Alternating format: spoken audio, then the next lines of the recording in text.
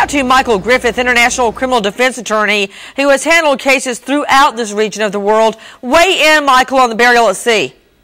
Well, Nancy, the burial at sea, obviously, people can't visit that spot, so there wouldn't be crowds coming to honor him. But, Nancy, if I may say, I think that this operation may have been very reckless if we did not have the permission of the Pakistanis. Whoa, wait a minute. The permission of the Pakistanis?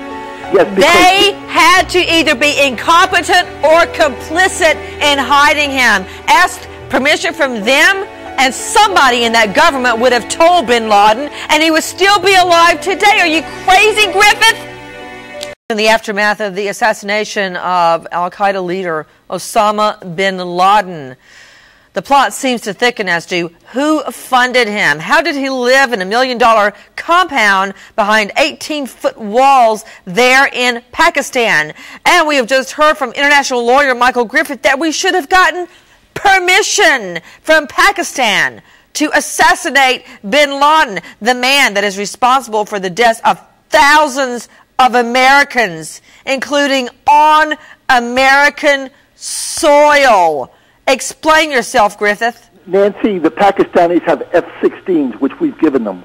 Abbottabad is only 35 miles from their capital, Islamabad, where their officers' training school is. Could you imagine if 4 helicopters came into Annapolis, where our naval training school is, only 30 miles outside of Washington, in the middle of the night? If the Pakistanis didn't know that we were coming, these planes could have been shot down. Griffith, hold on. If the Pakistanis didn't know the head of al-Qaeda, public enemy number 1, was living right under their nose for 6 years, you think they're going to see an American helicopter in the middle of the night? I don't think so. And what you were saying was about protocol, that we should have gotten permission.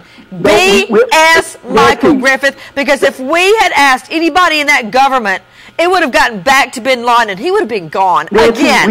We have a bad history of extracting hostages. During the Vietnamese War, we sent helicopters in. There were no hostages there. In the Mayaguez incident in Cambodia, our helicopters were shot down. Jimmy Carter, in Iran, rescue aborted. Were destroyed. I'm just saying that if they sent planes up, not realizing that they were our helicopters, they could have been shot down. Michael Griffith, if we had sought permission, there would be no reason to send in a helicopter because bin Laden would be gone.